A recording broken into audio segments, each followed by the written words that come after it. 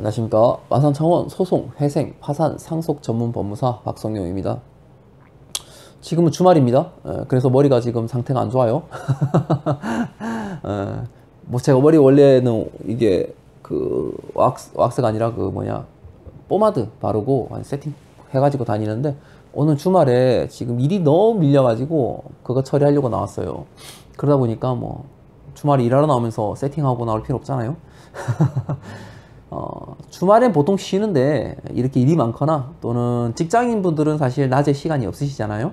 그래서 미리 저한테 미팅 약속 잡아 주시면은 제가 주말에 이렇게 나오는데 또 막상 나오니까 지금 아니면 영상을 못 찍을 것 같아서, 특히 어제 제 영상에 대해서 이제 답글을 달아주신 분이 계시는데 정말 좋은 지적을 해주셨어요.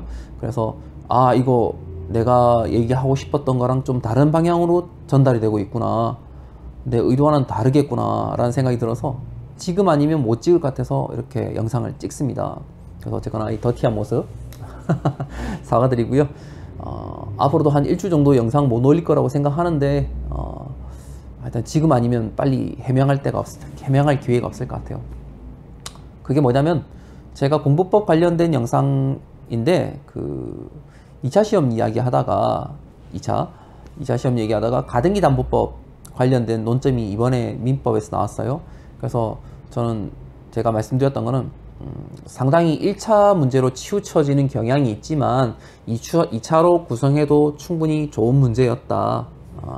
그래서 책을 좀 범위를 넓게 잡아서 보신 분들이라면 불이타까지는 아니었을 것이다 라고 말씀을 드렸는데, 이제 그분께서 말씀하신 거는 근 10년 동안 법원 관련된 모든 시험에서 가등기담보법이 나온 적이 없고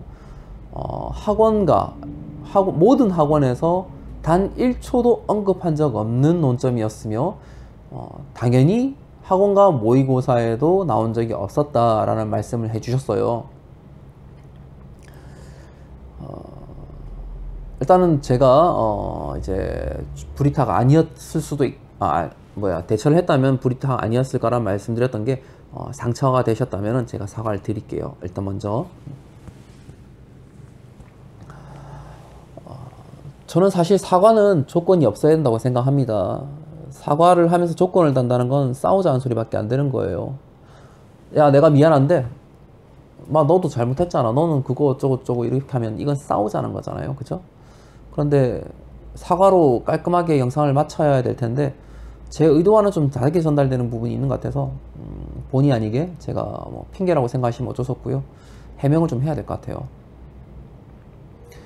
제가 공부법에 대한 원칙적인 이야기를 할 때 말씀을 한번 드렸어요.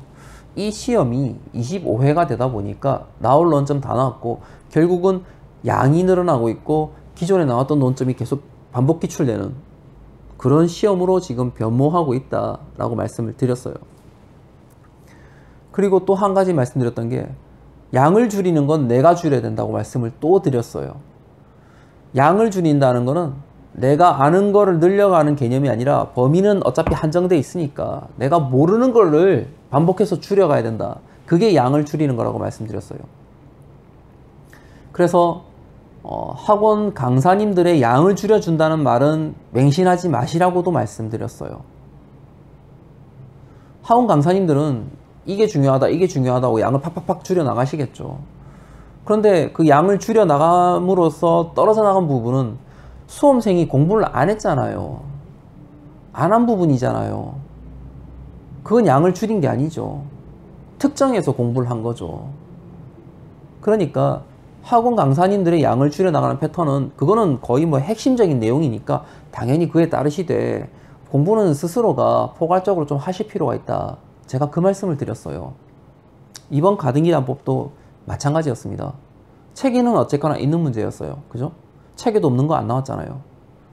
제가 책에도 안 나왔던 문제를 한번 말씀드려 볼까요?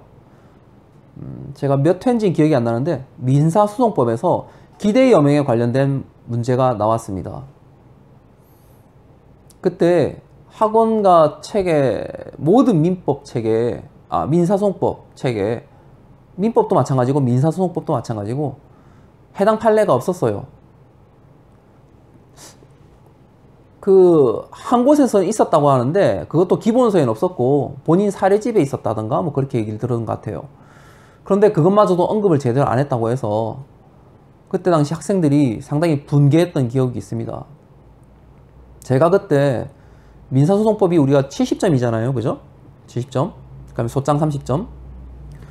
민사소송법 70점 만점에 제가 63점을 받았습니다. 63점요. 왜 그렇게 받았냐? 저는 그 판례를 알고 갔거든요. 그 판례가 어디에 나온 판례냐면은 사법연수원 교재에 나오는 판례예요. 당연히 법무사 책에는 없죠. 사법연수원 거기만 있는 건데. 근데 저는 사법고시 책을 봤잖아요. 그렇기 때문에 알 수 있었던 겁니다. 사법고시 책에도 사법연수 문제에 안 나오는, 사법연수원에서 다루는 판례 안 나오는 경향이 있어요. 그런데 그 문제가 나왔어요. 그래서 저는 그 판례 정확하게 기억을 했고요. 63점 받고 소장 또 받고 해서 그 해 제가 점수가 80점대 중반이 나왔어요. 3과목이.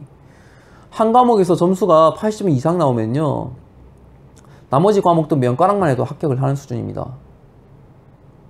저는 제가 합격했다고 해서 수험생들한테 뭐 제가 알지도 못하는 잘난 척 하는 게 아니라 저는 제가 경험했던 것만 말씀을 드리고 있어요. 이런 기대의 여명 같은 사태가 저는 한번 경험을 해봤기 때문에 이번 가담법도 마찬가지고 이런 이제 똑같은 일례의 사건이 연속 이어지기 때문에 저는 이거를 범위를 특정하시거나 양을 함부로 줄이지 말고 스스로 모르는 걸 줄여나가는 식으로 공부를 하셔야 된다고 말씀을 드렸던 거예요.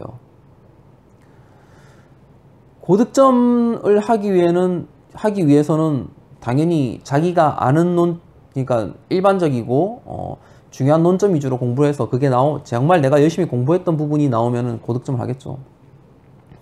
그러나 포괄적으로 공부를 해서 이 시험은 어쨌거나 모든 과목이 점수를 평균적으로 좀 올려줘야 되는 시험이다 보니까 저는 조금 범위를 넓게 잡으시고 양을 본인이 좀 줄여가시기를 권장을 드렸던 겁니다. 그런데 이게 전달이 조금 잘못된 부분이 있는 것 같아서 제가 다시 한번 사과를 드리고요. 제가 아무리 좋은 의도로 영상을 찍고 제가 무슨 광고 수익을 내고 있는 것도 아니고 그죠? 좋은 의도로 영상을 했는데도 불구하고 그게 다른 사람들에게 나쁜 영향을 받아진다면 그건 제가 잘못한 거잖아요. 아는 사람에게 야 반갑다 하고 뒤통수 탁 때렸는데 나는 인사라고 때렸는데 그 친구가 기분 나쁘면 그건 폭행이잖아요. 저는 다른 사람들의 입장에서 생각을 항상 합니다. 그래서 어쨌거나 제 의도와는 다르게 조금 상처드렸던 부분 제가 다시 한번 사과드리고요. 또 혹시라도 제 영상에 있어서 어떠한 부분이 잘못되었다든지 지적할 게 있으시면 언제든지 해주세요. 언제든지 바로잡겠습니다. 그리고 제가 잘못했다면 언제든지 사과드리겠습니다. 그러니까 항상 좋은 의견 남겨주시고요. 댓글창 열어놓길 잘한 것 같아요. 안 했으면 이런 거 모르고 그냥 지나갔을 거잖아요. 그죠? 제가 여튼 지금까지 마산창원 소송, 회생, 파산, 상속 전문 법무사 박성용이었습니다. 감사합니다.